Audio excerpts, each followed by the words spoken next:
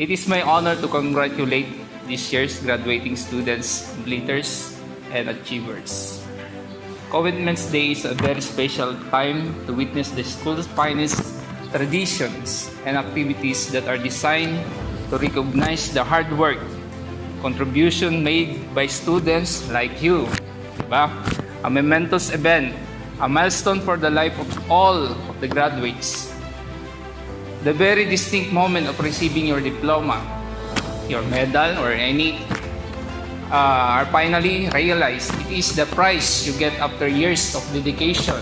Diba? Nagpupuyat kayo, lagi kayo sa office, kunwari, kahit walang ginagawa. Diba? Yun ang dedication. Diligence and perseverance. Indeed, this moment has long been reserved for your celebrations and merriments.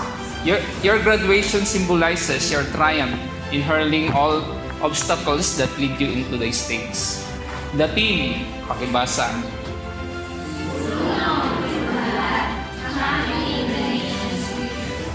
Highlights the essential role of quality education in helping Filipino learners. When people are able to get quality education, they can break from the cycle of poverty. That's what our main goal, na maaahon tayo sa kahirapan, di ba? Education empowers people everywhere to live more healthy and sustainable lives. Education is also helping to solve the present problems that we're facing right now. Sabi po ng Pangulo, kung kayo daw po ay may solusyon na sa COVID, 10 million daw po ang premium nyo. Baka meron na po dito. Today is not the end of your trip, but a beginning of new journey. A journey where you will encounter more challenges. However, your education here at the Bali Cathedral Academy, even here at Children's Home, has equipped you with knowledge and skills that will make you overcome these challenges. Never forget the values that this institution has imbibed or imparted in you. These are the values that set you apart from other graduates. Remember in the book of Proverbs chapter 4 verse 7, in quote, the first sign of wisdom is to get wisdom. Yun. Go. If you acknowledge that is wisdom, sabi sa Proverbs, go. Then after that, give all you have to get true knowledge. Yun ang sinasabi po sa Proverbs 4:7. I will repeat. The first sign of wisdom is to get wisdom. Ibig sabihin, interesado ka. Hindi ka lang interesado, kundi committed ka pa. Kasi kapag committed ka, kapag nagpupuyat ka, alam mo may exam, may ganito, ganyan, ibig sabihin, dahil gusto mong makagraduate, gusto mong maging achiever, committed ka doon, di ba?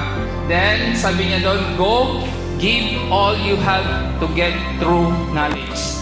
The quote Ernie Brown, one of our late scientists, he said, knowledge is power.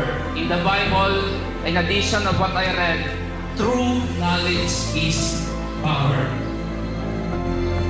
So keep seeking it. If you find out this is knowledge, true knowledge, keep seeking it, keep digging it, and empower yourself until you find your particular niche. This is not the end of your path, but the beginning of your success. Persist every day, and you will be succeed. Sabi dito, be thankful to your parents, guardians, supporters, our leaders, teachers, and to be ever grateful to our Almighty for the achievement and success you have. Again, to the graduates, completers, and achievers, never give up, and instead enjoy the fruits of your sacrifice as students. It will be the demanding journey but a rewarding one. Never limit yourself to what you can do, and have faith that the sacrifice you made as students have fully prepared for all challenges you will be facing. When I was asked to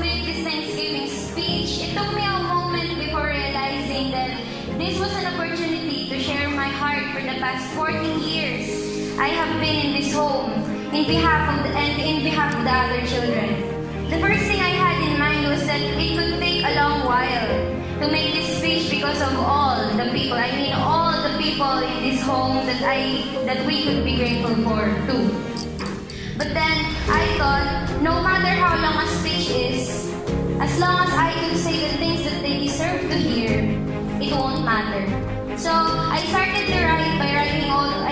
writing all the names of the people that have been part of our lives, working hard behind our dreams, our achievements, and our successes.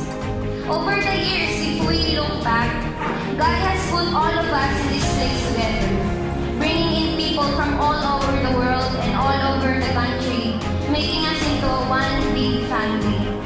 And just like any other families, we have gone through a lot and experienced a lot of things together. We shared tears, we shared joy, surprise, excitement, pain, sorrows, and challenges. But we know that this was what made us stronger. And stronger as one big family, and made us trust that God has purposed these things for the good of those that love and serve Him.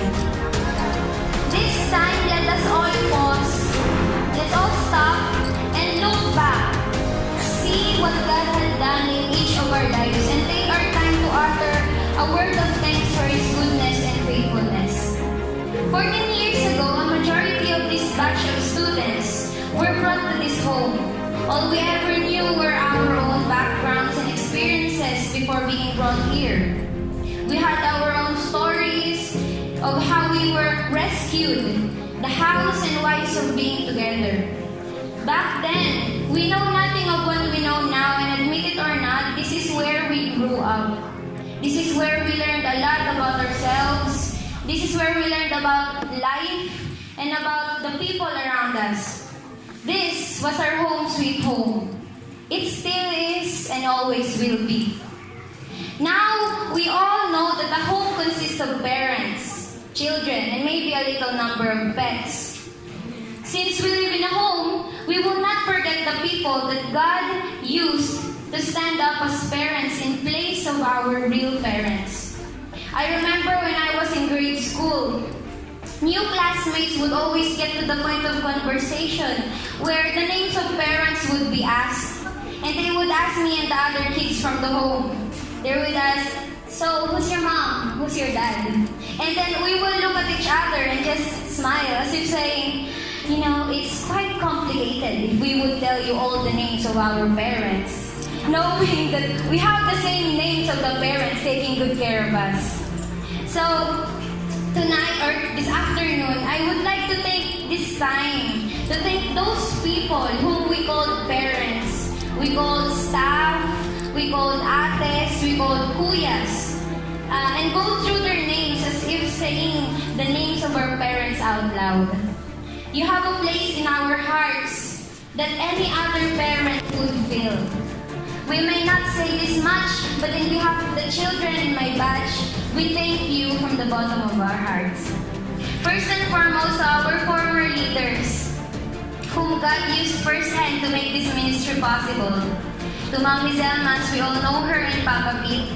We remember their work for the Lord and will always be reminded of how they served Him faithfully until the very end. And then to our mother, the mother of all, Nanay, Mama Lita, thank you po for standing side by side with these two great people and for continuing the work of the Lord, ministering to us and to the people whom God called. You stand up as a leader, a mentor, and a mother to all of us here, not only at the home but to the whole Valley Cathedral ministry. From your early breakfast morning circles and prayers to your late night dinners and devotions and sleepovers, you have indeed shown your heart to each one of us, your heart of love and discipline at the same time. You balance the measures of righteousness and peace for the future of us. Thank you, Ma. You are indeed a blessing to all of us. To our social workers,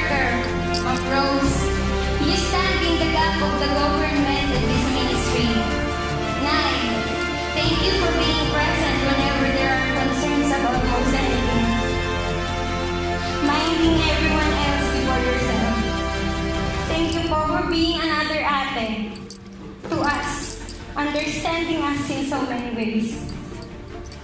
To the faithful people in the office, Kuya William, Kuya Kim, Ate Betty. Without your faithful service, we would be clueless where to get our baon every week. No, we thank you po for being there as an extension of this great family, standing in the barrier of our financial needs and requests. To our house parents, who I think knows us more than anyone else, given that we live together under the same roof. In season and out of season, you have stood up as parents to children like us who have grown up most of our lives in this home. You see us wake up and lie down in bed. You've seen us stressed out, tired, excited, sad, or in pain. You've been bearing with us, knowing all of our strengths and weaknesses. You've handled them all as if you were raising your own. To Papa Tim, Mom Per, and Ate Becky, Mom Per, Papa Ed and Mama Moore, Mamu and Nanay Rose, thank you for being the mamas and the papas inside the house, always concerned about our welfare, physically, emotionally, intellectually, and spiritually. To our beloved staff, whose hearts are set not only to work in a place like this, but most especially to do God's work here at the home. Uma, Nanay Maria, Ate Bichi, Nanay Loida, Nanay Ruby, Kuya Bonji. You know them all. Thank you po for your loyalty of service not only to this place but to us, the children. You have a place in our hearts that we would look back to from time to time, remembering the little things you did, from cooking every single day or doing laundry, from cleaning here and there, Uma, to gardening, for teaching us to clean well and do a good job. Thank you po for all of this, filling in the roles of a parent to their children. To all our teachers or tutors, thank you po for patiently teaching us and being part of our intellectual growth. To our known teachers here at the home, Teacher Gina and Mamu, you are indeed appreciated for all the hours you put into helping us and the children. We won't forget our kuyas at the farm, who are always handy whenever we are in need of drivers and fixing, sometimes helping us in projects we can't really handle ourselves. Kuya Lan, Kuya Ding, Kuya Tonto, Kuya Wawi, Kuya Abraham, thank you for always making yourselves available. Also to Kuya Jeff, thank you for your faithful work on the farm. We see you get up as early as we do when we rake in the garden before going to school. Thank you po for all your hard work and for setting up an example for us, inspiring us to be good workers. To the people who supported us from the beginning, the people who answered to God's call to help finance this home, from our school needs to our daily needs, thank you for extending your blessings, giving wholeheartedly, only asking for our hard work and eagerness in return. Kuya Don and Ate Molly, we have seen how you answered to God's call in choosing to stay here with us and be one of this big family.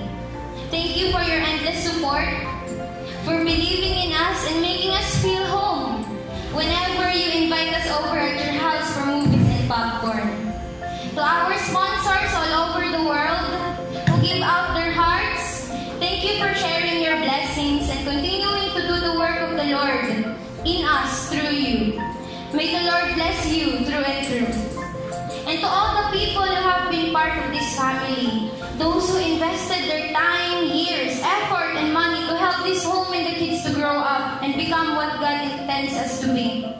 We remember our former house parents and staff, who until now are supporting us through prayers and blessings from the Lord, and are continuing to cheer for us. Those who gave their hearts into serving the Lord here at the home. It was a privilege growing up and having to be raised by you. We will forever be grateful for what you have imparted in our lives. Finally, to the people who make up most of this home, and those are you guys, the kids. my ates, my kuya, my batch. Thank you for being part of my life. You have been one of my greatest inspirations. Thank you for letting me be another sibling to you and for letting me be myself around you. It has been a great joy living with you and growing up with you. Let us all work hard to return the good we have received from this place and to honor the Lord because all of this is from Him. To end my very long speech, as I said earlier, we may not say this much every single day and remind you of how much we are grateful in every single way. But I stand here today, thank you for that opportunity, telling you that you have not made a mistake in answering to God's call. To God's call of ministry here at the home. You are the real heroes whom we should congratulate and say, job well done. And as I keep saying, you have a place in each of the kids' heart that forever will be there. Thank you for believing in us and for never giving up on us.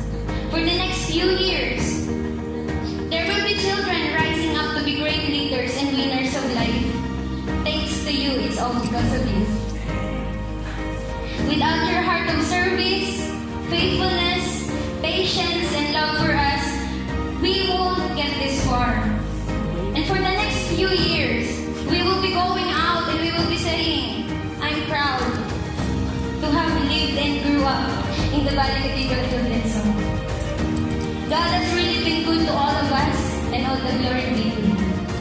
Thank you.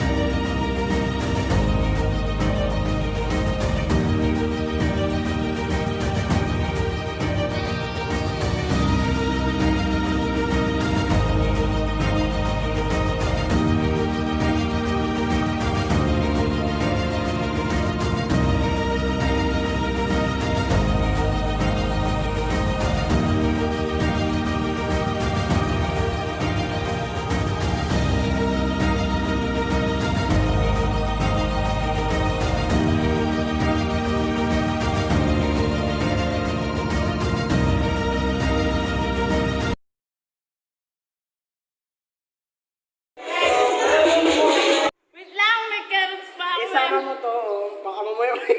Uy, tapos na. Sabi mo, Bert, wala na tayong pagkaama.